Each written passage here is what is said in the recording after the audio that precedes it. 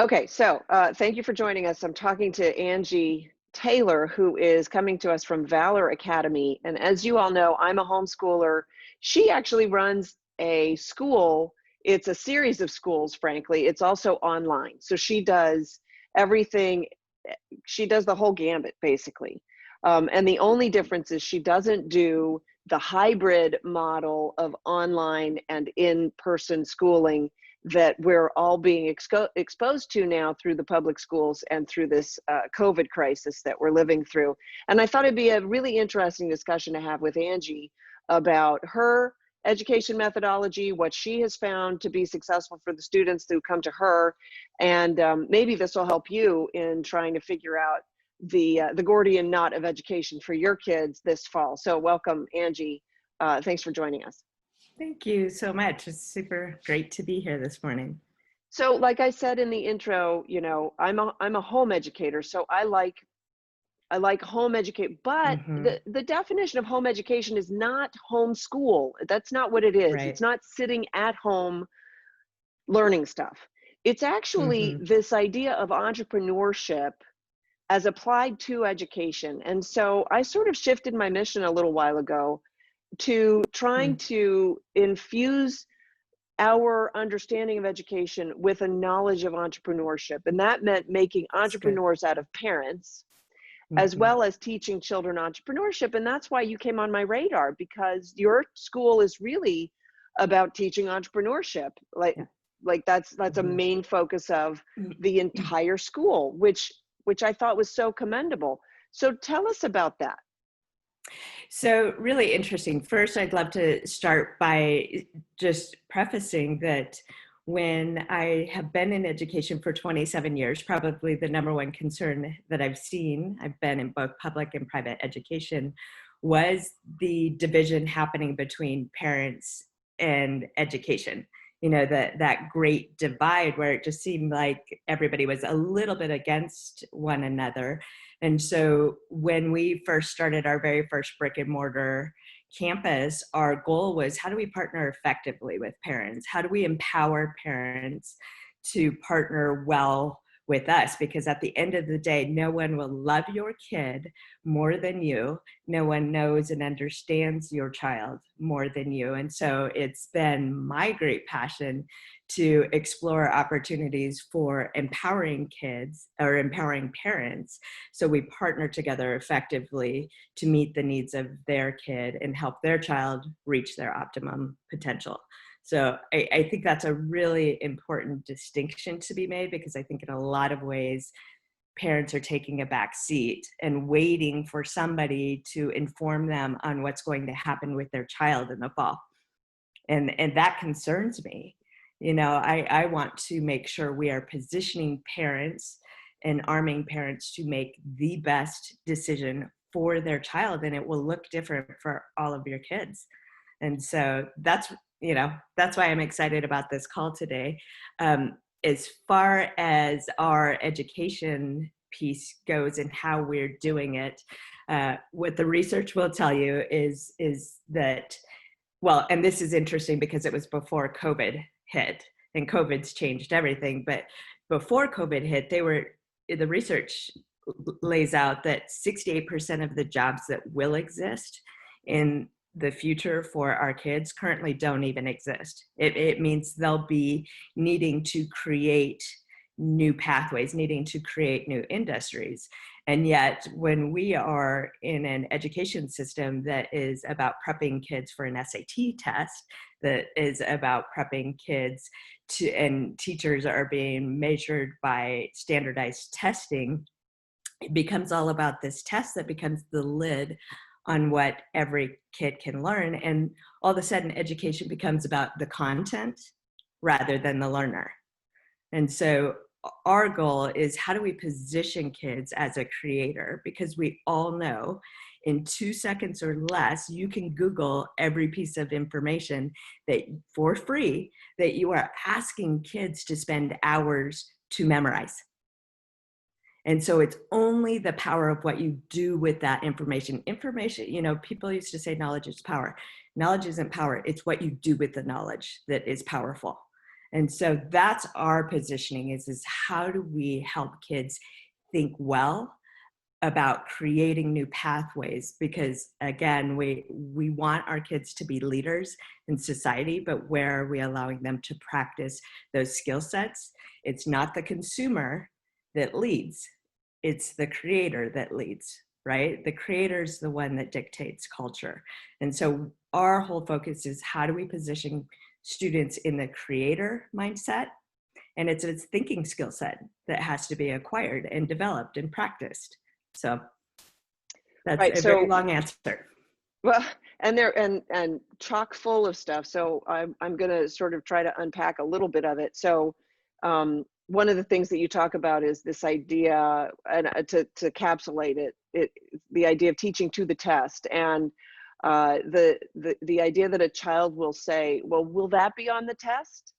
Right. And that question means, what exactly do I have to learn? And not, hey, how can I use all of this knowledge that I'm getting? Or what should, so in a sense, and you said sort of the education sort of puts a lid on things because the test delimits the expanse of your knowledge, right? You should only know this much. It's a complete shift of perspective that's already taken place within the child. Basically, I Right. only need to know X, Y, and Z, and I don't want to, and therefore I don't want to know the rest of it. You're talking about creators. You're talking about this idea that you're talking about the idea that the parent knows best, which is fundamentally the very sort of skeleton of the United States is built on the premise that we are each individual sovereigns, right? The power resides with the people. That's us individually, each one of us. Our economy is built on that premise that each one of us is capable of making decisions for ourselves. And cumulatively, those decisions will amount to much wiser decisions than, say, the Politburo in the Soviet Union, which failed to make the proper decisions. And that's why the Soviet Union eventually failed, because economically it was an untenable system. And so so if you take those two fundamental ideas of the founding of this nation and the foundation of our economy, and you apply it to just the education paradigm, you say, well, every child is loved uniquely by their parents. Therefore, their parents really should be driving them, their car personally, as opposed to just sticking children on a bus. I don't know, say a school bus. And the idea that also sort of feeds back to this idea that education is a one-size-fits-all model, when the odd thing is, Angie, you and I and everyone watching this, we already know that it can't be a one size, that it's demonstrably wrong that it's a one-size-fits-all. And so, but we've become so attuned to just telling our kids, well, you buck up, you gotta figure out how to work within that system. I don't know. What do you make of that? Well, it's unfortunate because literally, whether you're talking of the research coming out of Harvard and Duke and Stanford, the highest academic institutions of this land, the research is very conclusive on this, that the education system is broken. It needs to be U-hauled. It needs to be overhauled. The issue— U-hauled to the dump. well, and I in no way, shape, or form want to diminish the really hardworking people every day showing up to education to love kids, because what I know is teachers all over this country, whether you're public, private, you love kids. It is the most difficult, challenging job, right? Teaching. And teachers, I mean, my hat's off to teachers, especially teachers who are Christian, who are working in a secular environment and forbidden from expressing their personal values to their to the children that they're teaching, So but I think so there's nobody that— what's interesting and probably not as well known is that the testing industry, college boards, ACT, SATs, really live as the lid. They are one of, I believe, and this could be off just a little bit, but it's close. It's one of the largest financially lucrative industries in the world. It's behind pharma, but the testing industry is shockingly huge. The world uses SATs. And so when you start looking at that as the lid and the metric by which everything passes through.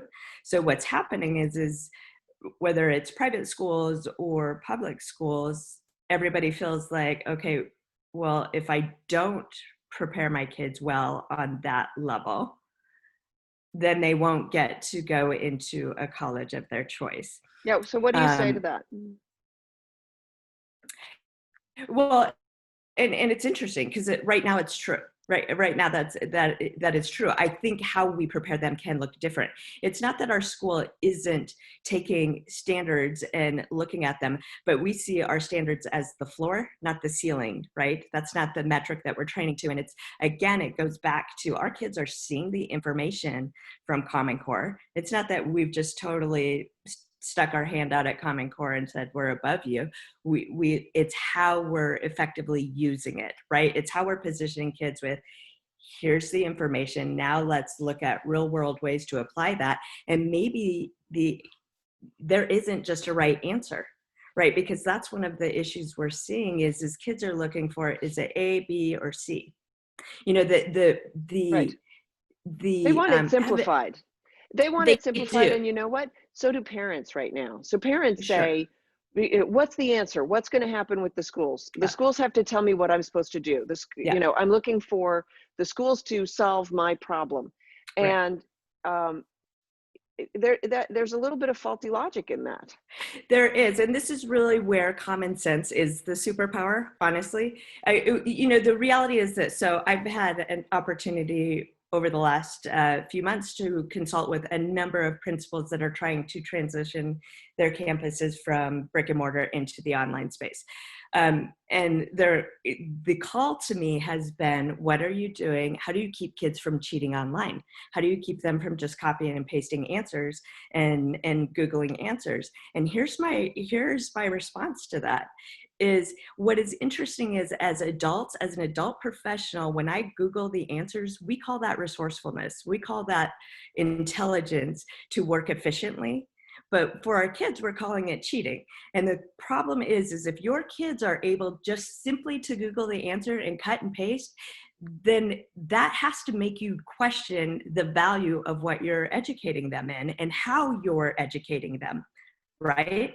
They should be able to Google the information, but now how are you asking them to use that information? Because that's where thinking takes place. That's where innovation and creation takes place, is in that. But Angie, if you're asking them to sort of write an essay about, then that's extra work for the teacher.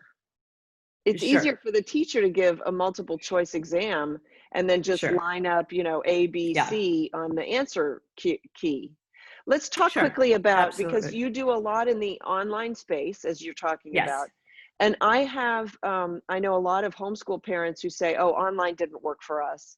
I know a lot of people who, and we've talked about this too, you know, when the schools go hybrid, because, and there are a lot of schools that are right now saying, okay, we're going to do 2 days for kids in school.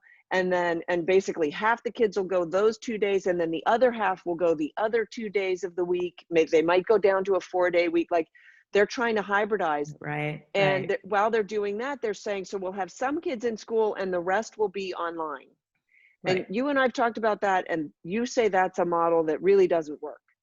Yeah, right. And the only reason I know that, Sam, is because I took my best teacher with one class and gave her the resources and the tech needed to support a hybrid model like that of in-class as well as as well as online. And it simply, what happens in that model is a teacher all of a sudden becomes overwhelmed because the needs of a student in a brick and mortar setting look really different than the needs of a student in an online model, right? So often what was happening is the teacher spent the time in the classroom with cameras talking to the class so the kid online look like a second-class citizen. It's equivalent to going over to Uncle Richie's house and having them show you their video from their vacation, right? It's just like the level. And so what we saw, and by the way, we were using an online platform, so our ability to get the data and metrics on this, Right. what we saw is kids within the first 5 minutes of the class were disengaging from the class that were in the online.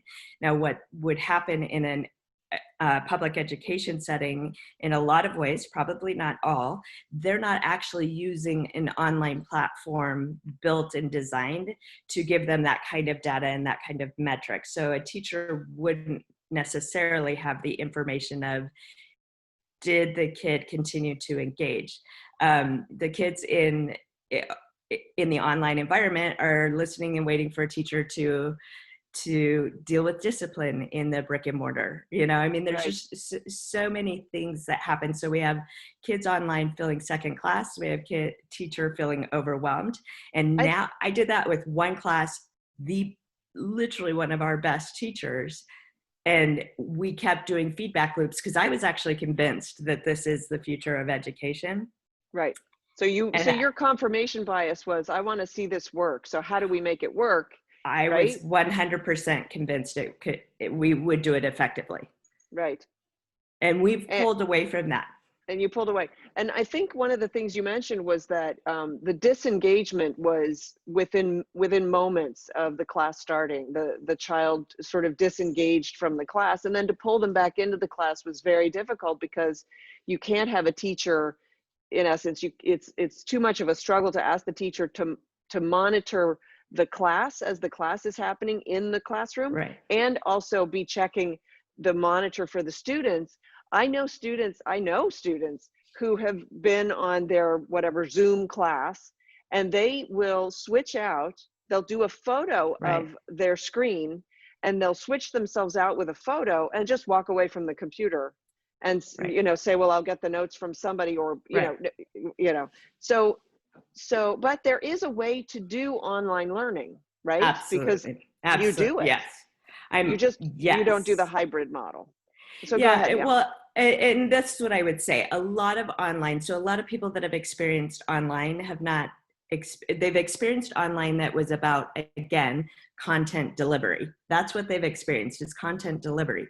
They didn't experience an online robust experience where their child is seen and heard every single day, where their child is valued and known every single day.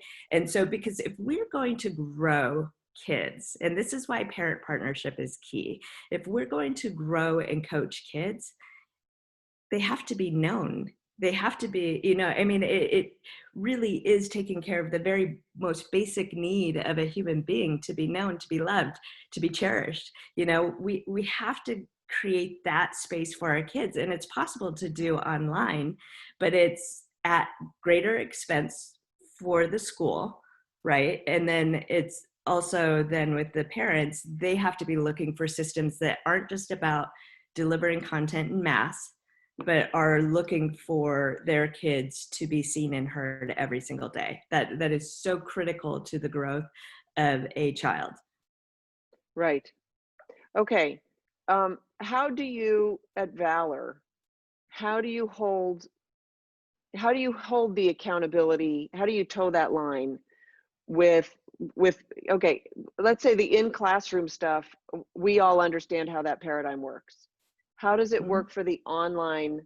And do you just offer single classes, or is it full enrollment, Yeah. or is it, so just talk about Valor Academy. Great.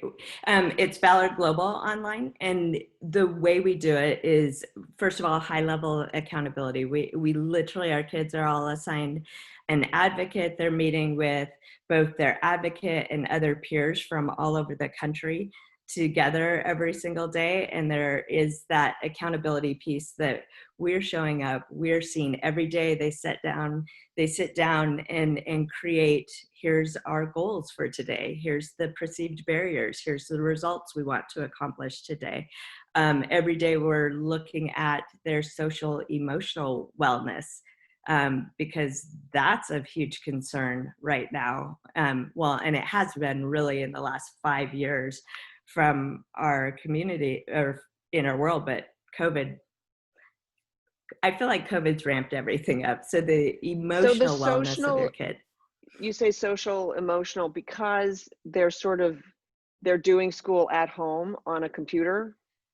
Yeah, well, and I would say we need to care about that in school. It's a little bit easier. And by the way, then when we're talking mask, when you're thinking about masked teachers and kids not seeing facial expressions, Right. like so much of learning that takes place is body language and them learning to read cues and pick those up.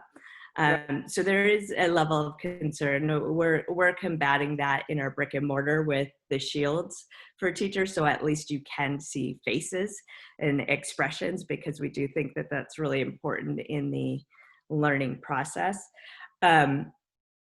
And I'm sorry, I feel like I got off track from your original question with how are we helping kids toe the line. And again, it's anchoring with the kids with an advocate that's their person. They're there all day, available all day to support them, removing every barrier for why kids aren't successful. So when we see a kid not successfully completing assignments or showing up, then it's a quick reach out to a parent to say, how do we partner together? What's missing here? What's the missing piece for success here? And looking at those pieces really well. Right. How often do parents basically have teacher-parent interaction? Well, as often as they'd like. Our commitment is very high touch. I would tell you, we do a number of different things to acquire that from just even quick surveys. We do a lot of feedback loops. We're always looking for the feedback of how's your child being successful, how's your child feel challenged, and then our goal is that our parents are having face to face and we're seeing them at least once a month, so we can really ensure. Because what's interesting is we often perceive, and this is the way it works, is if your kid's a D or an F student, those are the parents that often get met with. But the unfortunate thing about that is we have a lot of kids sitting on A's that are not achieving their potential. They're just sitting on an A. And so those parents need to be met with too, because are we inspiring curiosity? Are we challenging them to the maximum potential? So it can't be, oh, this kid's having problems, so all of our energy and focus goes there. It's got to be, how are we meeting the needs of all of our kids and all of our learners? I like that approach. All right, so you've said that 20% of the population is naturally self-driven. We've talked about sort of inspiring the other 80% to achieve, and not sort of putting a ceiling on the education, but trying to open it up so that our kids can advance into their dreams, basically. Yeah. Um, um, you're in several different countries, Valor Global is? Right. We have students in 7 countries. We sponsor students. So when you pay tuition to us, we have a one-to-one program. And so for every student paying tuition, we sponsor a student in a developing nation. So we have students in Kenya, Haiti, and the Philippines.